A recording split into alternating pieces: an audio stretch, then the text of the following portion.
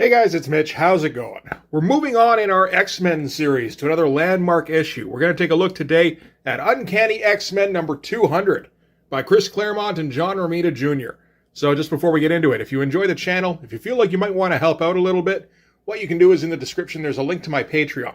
And if you subscribe there, that'll give you access to everything I do, from the Blood Force stuff to the YouTube videos before they get uploaded to YouTube, as well as some Patreon exclusive content. So, since last we saw the X-Men, there have been a couple of changes. They are the sort of thing that has been kind of incremental over the course of the series. So the biggest things that have affected this particular issue are, one, that Magneto has surrendered himself to the authorities in an attempt to atone for his previous crimes. Two, there is a new X-Man called Phoenix. And a lot of you probably know the character I'm talking about. This is Rachel Summers, who is the daughter of Scott and Jean from an alternate future. 3, Storm has lost her powers, which was touched on quite a bit in the 2-part life-death storyline, which I don't have for some reason. We'll probably get around to tracking back on that eventually, but yeah, for right now I just don't have copies of that. And 4, Charles Xavier was attacked back in issue 192, I think. I don't have that one either. And he was actually rescued by the Morlocks and partially healed, but he was told he would have to take it easy going forward, and it seems like he hasn't really been doing that. So that is a lot of ground to cover, but I mean, it's been 2 years and 24 issues, some shit's gonna happen. So the main through line on this one is going to be the Trial of Magneto. So we can start with the cover on this. It's a pretty iconic cover.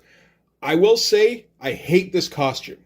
It's dumb and bad. Anything when you get your character with a big old letter on his chest, apart from Superman, I think you can let it slide for Superman. It just doesn't look any good. It's the one part of Marvel's that I thought was really hilarious. When Galactus comes down to Earth and, he gets defeated and he leaves. And JJ is saying, obviously this was a hoax. Do we really think some 60-foot tall dude with a big old G on his chest attacked us?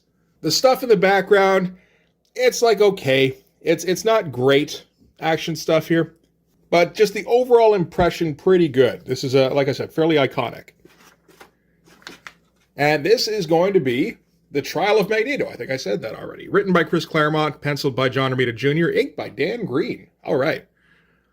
And then Glynis Oliver and Tom Orzechowski. Oh, it's Glynis Oliver now. Okay. And this is going to be a double-sized issue. But the quality of the art isn't really going to fall off much. I mean, John Romita Jr. has a very sketchy style to begin with. So maybe it's just that there's not far to go. I can't tell the difference between John Romita Jr. having a little bit of extra time and John Romita Jr. having to hurry. So yeah, decent enough splash. Apparently Magneto is being tried in the 12th century. But actually this is taking place in Paris, where they do have lots of just weird centuries old buildings that they use for whoever the fuck knows. And there's the catacombs. He's probably getting moved to the catacombs right now. Everybody loves the catacombs. Not as much as they loved Mask, though. Mask was the shit. Okay, so we're going to get a brief rundown. This is basically from the context of a news reporter filling in the audience on who Magneto is. There's all sorts of little tricks you can do to fit in some exposition. Starting out with his first appearance at Cape Citadel with our JRJR version of the Uncanny X-Men #1 cover. I think I've seen better, but, again, I think he's having to go a little fast on this. To his defeat at the hands of Mutant Alpha, where he was turned into a baby. I think this is the first time I'm hearing about that particular thing happening in Magneto's past. This is one of the reasons I like doing these revisits, is I find out all sorts of shit I really should already know. And his goals are, of course, subjugation of the human race, but that's more of a means to an end. The end is safeguarding the future of mutant kind. And while previously he was more of a terrorist, he has seemed to have come to some kind of accord with the X-Men, and when he was apprehended, it was by Freedom Force, apparently. They're not going to make an appearance in this book, though. But I'm reasonably sure that that's what the business in issue 176 was, where Val Cooper's in there with the National Security Council and all that shit. So we set the stage, we get the Arc de Triomphe, but that's not where the trial is going to be held. It's going to be held at the Palais de Justice, which I'm not familiar with. Looks nice, though.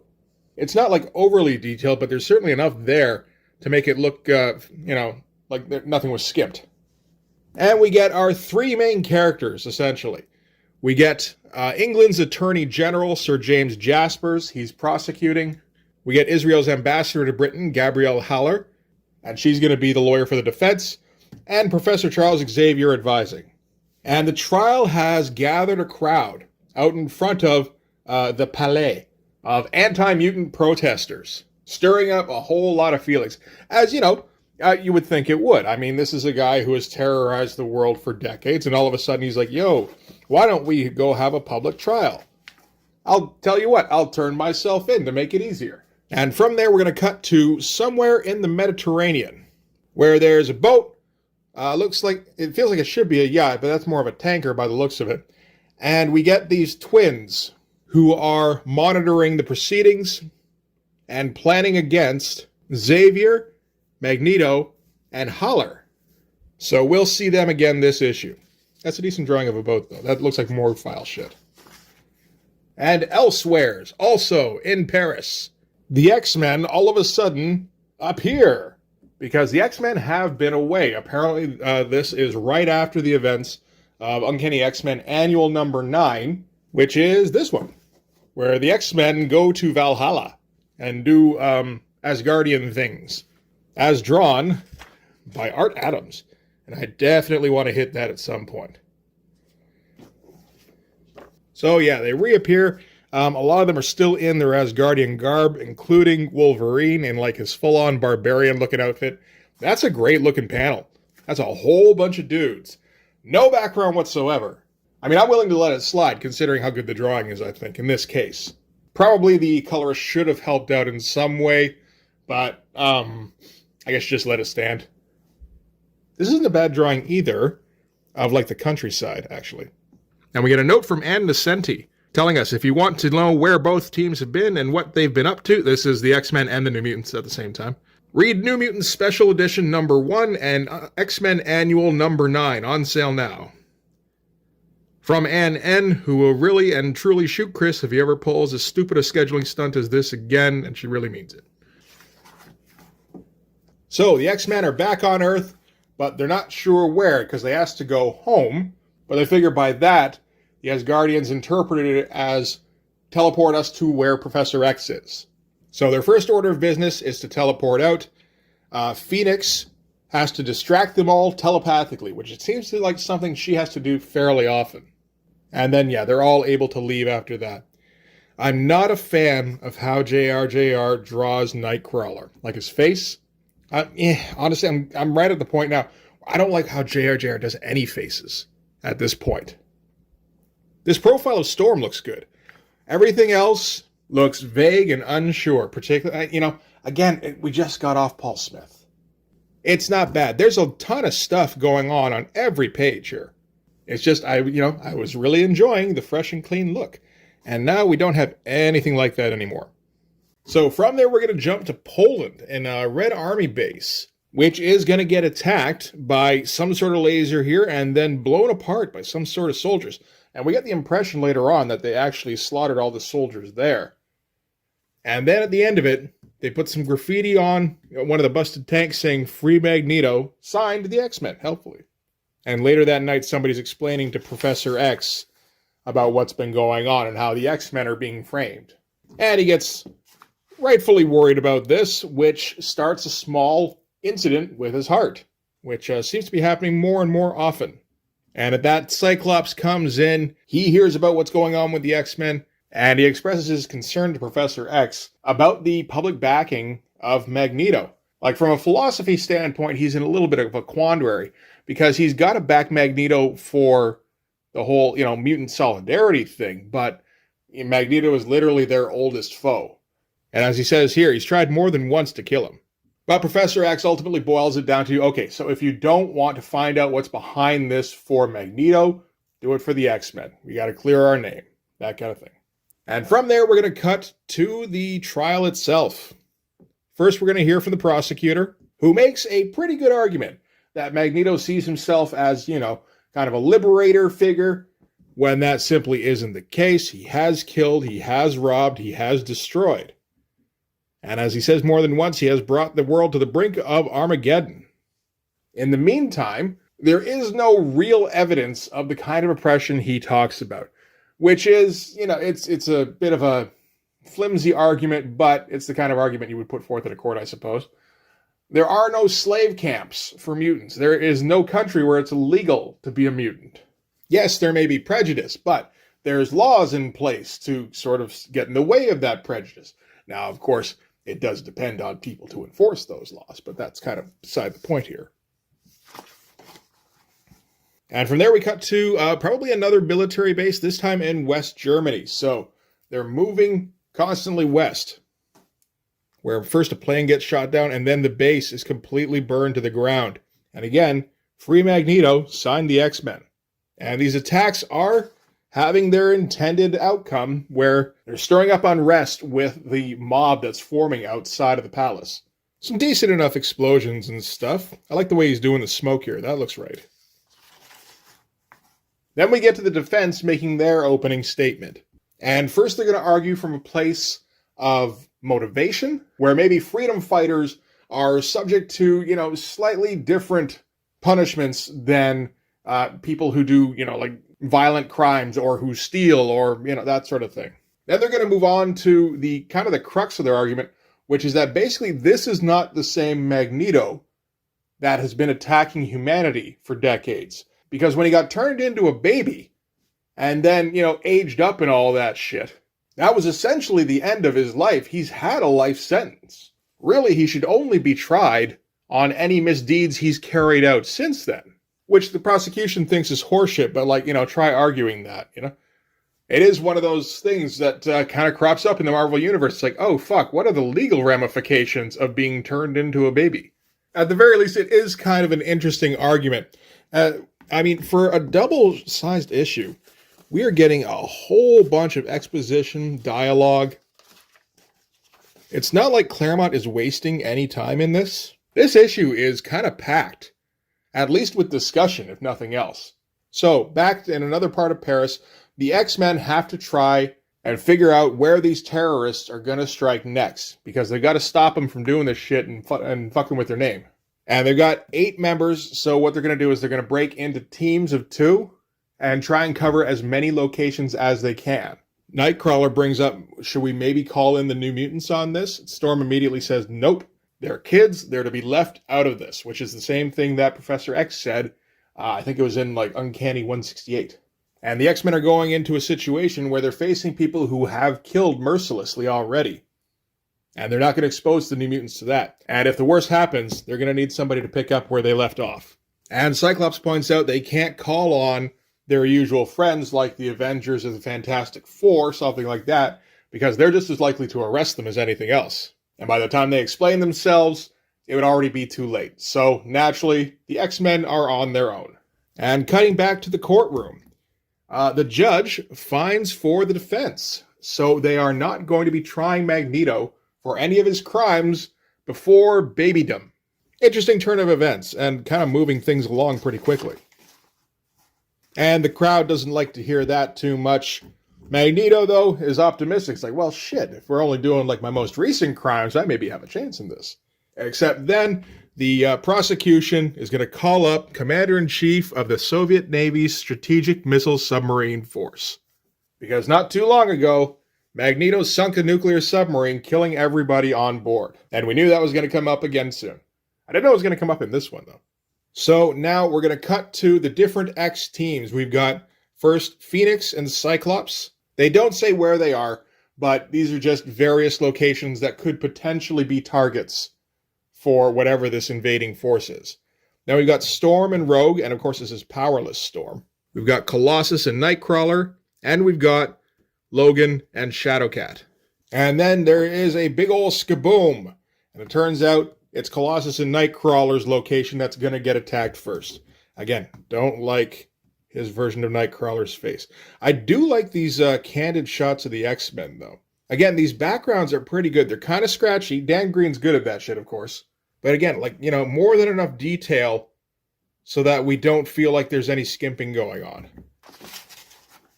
So, whatever this terrorist force is rolls in, and it's a bunch of armored guys with a full-on tank. So Nightcrawler is going to teleport away to warn the others so that they can get there as soon as possible. Meanwhile, I mean, you got Colossus there, who is probably one of the few guys, if you had to pick one, who would be okay against a bunch of armored guys in a tank. And yeah, just tossing dudes around, tears right into the tank here. That is a nice shot, actually. Pulls the barrel right off of it. So he's really doing enough to kind of, stop them in their tracks by himself. But then the fire from the explosion starts spreading. So Colossus has to first make a fire break, separate the fire from its fuel. He's kind of wishing Storm still had her weather power so that she could maybe damp down this fire a little bit. And he gets hit by a power blast of some kind, which knocks him flying. It's interesting because I could see how this would be drawn if this was 10 years later John Romita Jr. And, much blockier. This isn't bad. I mean, we confirmed in the last issue we looked at, John Romita Jr. does pretty well when it comes to the action stuff. So anyway, Phoenix is going to fly in with Rogue and Cyclops, and then they get hit by the same power beam that knocked Colossus flying. Phoenix is able to put up a telekinetic shield just in time to absorb some of the blow, but it does still kind of knock them flying. So she has to do what she can to kind of set them down gently. And then Colossus walks out of the flames, and he's fine, except that his costume burned away, which is a fairly common occurrence at this time, I believe. But then they're stopped by gunfire, regular gunfire. Turns out it's the gendarmes who are arresting them for, their recent terrorist acts and stuff. So Phoenix has to just disarm them all, and then do her usual thing of clouding their minds so that they can make their escape. And then one more little bit of graffiti saying, "Free Magneto, sign the X-Men." So at least they stopped them probably from killing anybody, and they stopped the destruction from being more widespread, but it still looks like the X-Men did this shit. And the next day in the newspapers, X-Men attack hospital. That doesn't look too great. So back at the palace, the crowd is all fired up. They're throwing shit at the defense team. That's not even Magneto. They're just doing their job, man. Come on. And a lot of just thankless panels to draw here for John Romita. That's kind of the other side of doing a Chris Claremont book. Man, it seems like it's not fun to draw a lot of the time. Every once in a while he gives you something crazy, sure. But there's a lot of people, just, 3 people standing there talking. Make sure you leave headroom. Tiny figures, no background. Lots of room here for everybody yelling at them. Tiny figures in background. Mob with minimal back. And again, all done fairly deftly. So from there, we're going to cut to the X-Mansion, where Madeline Pryor is waking up all on her own. And at this point, Madeline Pryor is late-term pregnancy. So I guess that is another thing that we missed out on. But that was kind of inevitable. It has been 2 years since that last issue we saw. And she's just got to wake up and find some shit for herself to do. Because she doesn't have her husband with her, that's for damn sure. He's off in France with fucking Professor X. You can't even say he was off in Asgard doing Asgard shit. And she's thinking to herself how she's been hearing from everybody on the X-Men, except for Scott. Storm, Nightcrawler, Shadowhawk call just about every day. Scott, not at all. And we will get into that more in the next issue. But her reverie is cut short as Corsair and Lilandra teleport into the kitchen. And they're looking specifically for Professor X. Lilandra's aware of the condition he's got going on, and she is the only source of technology that can maybe fix him. There's nothing on Earth that can actually heal him at this point. Madeline's surprised. She didn't even know there was anything wrong with him. And they don't even stick around for hey, how are you doing? You look like you got baby things going on. How's that coming along? Is that good? Not having any kind of contraction problems or anything? Good. Okay, we're going to take off now. See ya. And they just teleport out of there. Again, leaving her all alone. Sucks to be Madeline. And directly after they leave, the contractions start in earnest. So Madeline's having this fucking baby now, all on her own by the looks of it. Again, this is setting up shit for the next issue. So Lilandra and Corsair teleport back up to the Starjammer, and they need to recalibrate so that they can teleport down to France. Because, Madeline told them that's where Professor X is. And while they're recalibrating, they actually get attacked by what's called here a Shi'ar battle group. So, The last time we saw Lilandra, she was going home to deal with her sister who had usurped her throne, so I guess she does still have control of it, and is sending the Shi'ar fleet after their former empress. So they're going to have to risk going back down to Earth, maybe having the teleporter cut out before they can get back, or worse, when they're halfway through traveling. But that's the risk they got to take. And JRJR staying faithful to the Paul Smith designs for the inside of the ship. That's good. I'm not really familiar with the Dave Cockrum run, so that might have been just running off of that. Honestly, I just can't get behind Dave Cockrum's art, which I know is sacrilege to say. He does do interesting things sometimes, but just overall, the style is unpleasant for me. So back in front of the palace, and Shadowcat is again glowering at the forming mob and thinking evil thoughts towards them and everything. And Colossus goes, "Hey, Kitty, have you listened to their chants or look closely at the signs they're carrying? Because that's actually a pro-mutant mob out there." So it turns out that pro-mutant protesters, rioters, I don't even fucking know, are just showing up to kind of counter the anti-mutant mob. And Shadowcat didn't realize this because it turns out Shadowcat needs glasses, which is weird. I assume they touched on this in issues previous to this, but at least in this context, it does seem to kind of come out of nowhere. It is a little funny, though, for her to be like, I'm an X-Man, we do save the universe shit. I shouldn't have to need glasses. But yeah, I get that.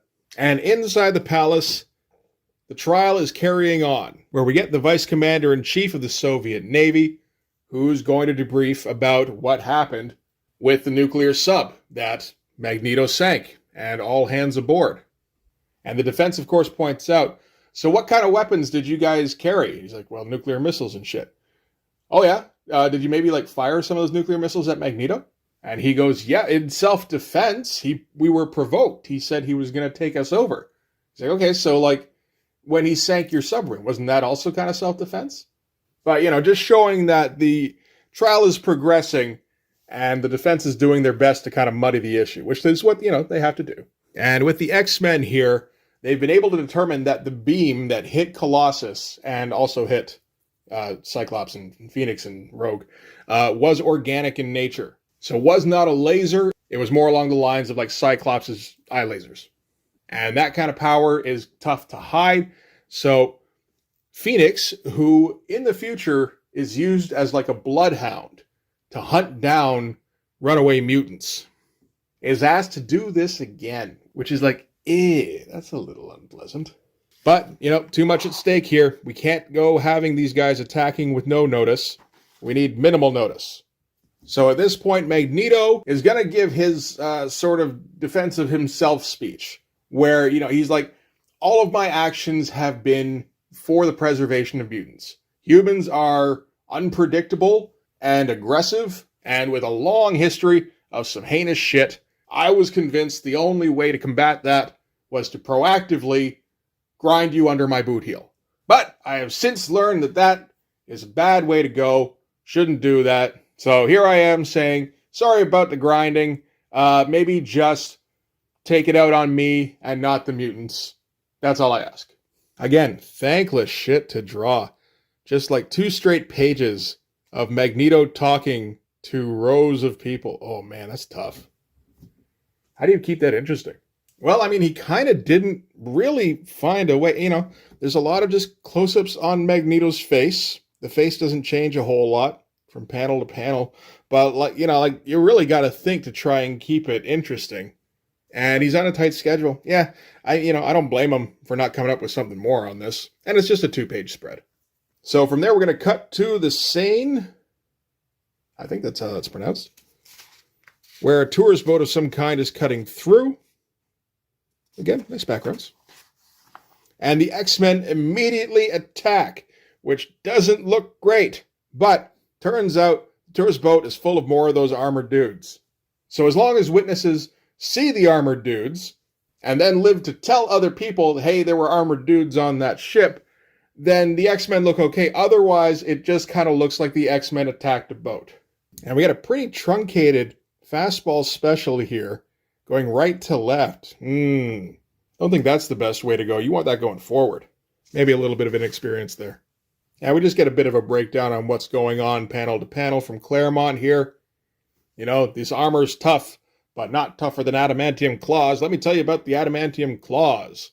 Rogue takes some of her armored assailants flying. Phoenix, is just kind of absorbing bullets telekinetically.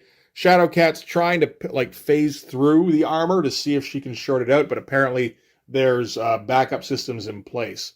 So she can slow them down, but she can't stop them outright. And of course, Colossus is just going to try and freight train through everybody. But apparently there have been upgrades. Because, he gets punched, which sends him flying right straight up from the boat here. All silent panels here. Interesting. Right into the Notre Dame. Right through the stained glass window. And the armored guys are going to follow right after him here. Here's some nice panels here, actually. Like this one here in particular. I assume this actually could be light boxed. But it does end up looking very good. Oh shit, it's rockin' wrestling time. Now we're getting into a period that I kind of recognize some of the cartoons and toys and shit. Berenstain Bears, obviously. The Wuzzles I kind of remember. I don't remember Muppet Babies and Monsters, though. Just regular Muppet Babies. Anyway, and I don't know what Young Astronauts is. All right, so we're going to check in on the various X-Men. Rogue has lured a few of the flying ones at least. I don't know if they can all fly. But she's lured some away to the top of the Eiffel Tower here so that they're at least not among the population. Whereas Wolverine, of course, is right in the thick of it. And then inside the courtroom, they realize that there's some crazy shit going outside just before an explosion rocks the interior.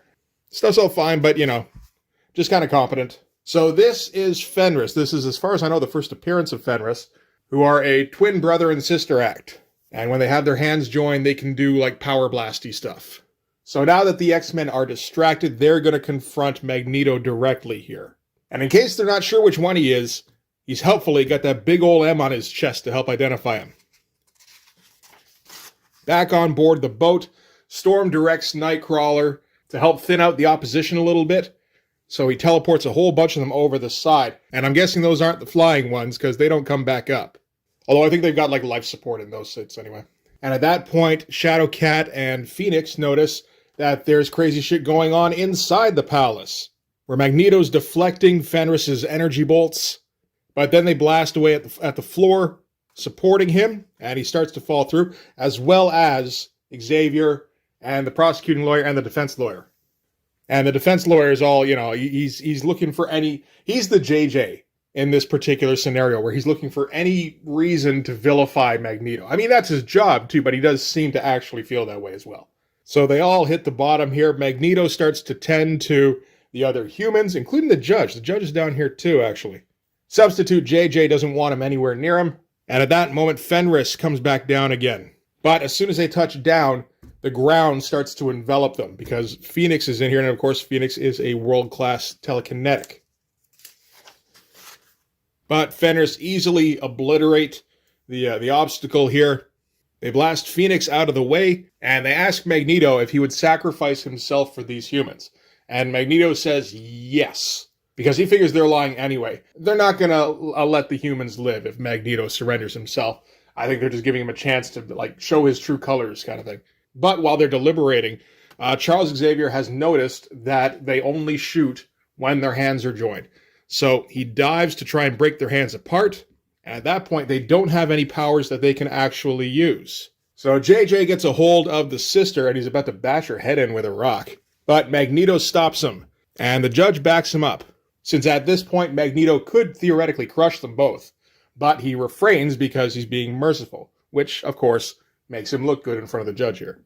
And at that point, Phoenix is starting to come back around. She managed to pick the word struck out of the twins' heads, and that's their last name. It's von Strucker. They're the children of Baron Wolfgang von Strucker, which explains the grudge they have against Magneto and Xavier and the defense lawyer, because Magneto and Xavier saved her from von Strucker 25 years previous to this. So it looks like the good guys have won the day, but at that point, all the stress of the day has proven to be too much for Charles, and he has another incident. And with the distraction, the von Strucker twins are able to join hands again and just kind of lay waste to the place. That's some great looking shit. Finally.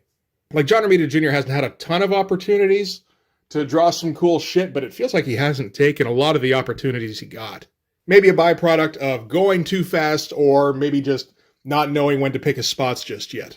So the Von Strucker twins blast the wall that is separating the basement from the Sen, and then all the water rushes in and sweeps away the twins and Magneto and Xavier. The twins are going to use this as an opportunity to escape and hopefully drown one or both of them. All the humans manage to make it to dry land and they're going to be okay.